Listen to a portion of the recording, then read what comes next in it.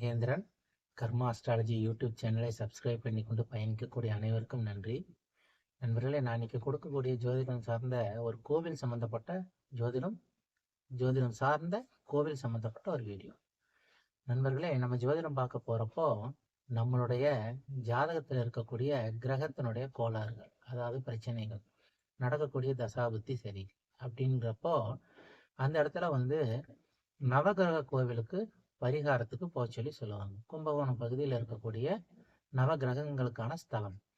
இதுல போறப்போ நம்ம ஒரு சின்ன மற்றவங்க எல்லாருமே பொதுவாக அதிகபட்சம் பேர் செய்யக்கூடிய ஒரு சின்ன தவறு. என்ன தவறுன்னு சொல்லுவேன்னு கேட்டீங்கன்னா, அதிகபட்சம் பேர் அதை ஒரு ஆன்மீக சுற்றுலாங்கிற கணக்குல எடுத்துட்டு போயிடுறாங்க. ஸோ எனக்கு தெரிஞ்சு அந்த மாதிரி போக வேண்டாங்கிறது என்னுடைய தாழ்மையான வேண்டுகோள். என்ன காரணத்துக்காக சொல்ல வரேன்னா, என்னைக்குமே நவ கிரகங்கள்னு நம்ம சொல்றோம். நவகிரக பீடத்துல பாத்தீங்கன்னா சிவனுடைய கோவில் எல்லாமே குறிப்பிட்டு சிவன் கோவில்ல தான் இருக்கக்கூடிய நவகிரகங்களுக்கு தான் வலிமை அதிகம். அப்ப அங்க இருக்கக்கூடிய அந்த நவகிரக பீடத்துல ஒவ்வொரு கிரகமும் ஒவ்வொரு திக்குல இருக்கும். எதுவுமே ஒன்னே ஒண்ணு பாத்துக்காது. அப்ப இந்த ஒன்னே ஒண்ணு பாத்துக்காதனுடைய காரணம் என்னன்னா, எல்லாத்தையும் ஒண்ணு பாத்துக்கிற மாதிரி வச்சுக்கலாம். அப்ப இந்த இடத்துல வானத்துல பாத்தீங்கன்னா நம்ம வான மண்டலத்திலையும் பாத்தீங்கன்னா கிரகங்கள் ஒண்ணுக்கு ஒண்ணு ஒவ்வொரு மூலையில இருக்கும். எதுவுமே எதனுடைய இதுலையும் சேர்றதோ எதுவுமே இருக்காது. அதாவது அதனுடைய டைரக்ஷன்ல இருக்கும். ஒவ்வொரு கிரகமும் பறந்து விரிஞ்சு இருக்கும் இந்த நம்மளுடைய மில்கி வேன்னு சொல்லக்கூடிய பால்வீதி மண்டலத்துல. அதே மாதிரிதான் ஜோதிடத்திலையும் பாத்தீங்கன்னா அதே பிளானட்ஸ் தான் இங்க கோவிலையும் பாத்தீங்கன்னா ஒன்னொன்னு ஒவ்வொரு திக்குக்கு இருக்கும். அப்ப இந்த இடத்துல நாம அந்த கோவில்களுக்கு போறப்போ நாம ஒரு பெரிய தவறு செஞ்சிடறோம். எல்லா கோவிலுக்கும் ஒரே நாள்ல போய் பயணமாகணும்னு சொல்லி ஒரு ஆன்மீக சுற்றுலா மாதிரி போயிட்டு அங்க இருக்கக்கூடிய கும்பேஸ்வரர் கோவில், இன்னும் சொல்ல போகக்கூடிய அங்க மற்ற கும்பகோணம்னாலே கோவில் தான். அங்க கும்பகோணத்தில் இருக்கிற எல்லா கோயிலுக்கும் போகணும்னா குறைஞ்சபட்சம் 3 மாசம் ஆகும். அதுல நவகிரக கோயில் அதிகபட்சம் நம்ம 2 நாள் சனி ஞாயிறோ அல்லது ஒரு சேர்ந்தாப்புல ஒரு நாள் லீவ் எடுத்து ஒரு 3 நாளே நம்ம ஒரு சுற்றுலா மாதிரி போயிட்டு வந்துடும். அப்படி போக வேண்டாம்னு நான் சொல்லுவேன். இந்த இடத்துல நமக்கு நடக்கக்கூடிய தசை என்னங்கிறது ஃபர்ஸ்ட் பார்த்துக்கோங்க. ஏன்னா நவ கிரகங்களுக்கு தான் பரிகார ஸ்தலமாக அங்க இருக்க ஒழிய எல்லா கிரகத்துக்கும் ஒரே நேரத்துலங்கிற மாதிரி கிடையாது.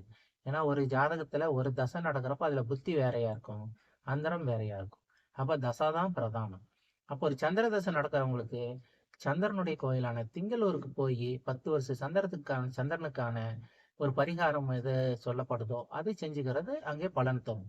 சந்திரனுடைய கோயிலை முடிச்சுக்கிட்டு அடுத்தது அங்கிருந்து அடுத்து ஒரு குரு கோயிலுக்கோ திருநாகேஸ்வரமோ அல்லது இன்னும் சொல்ல போனீங்கன்னா வைத்தீஸ்வரன் கோயிலோ திருவெண்காடோ நாகப்பட்டினத்தில் இருக்கக்கூடிய கீழ்பெரும்பள்ளமோ கஞ்சனூரோ சூரியனார் கோயிலோ இப்படி எல்லாமே அடுத்தது போகணும் அப்படின்ட்டு கிடையாது.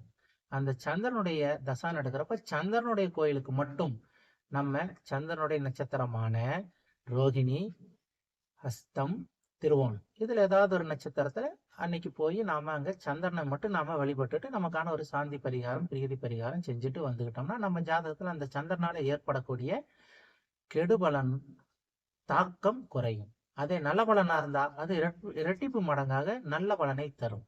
அப்போ இந்த வீரியத்தை குறைச்சிக்கிறதுக்காக தான் அங்க பரிகாரமாக அந்த கோவிலுக்கு போக சொல்லி ஜோசியர்கள் சொல்லுவாங்க.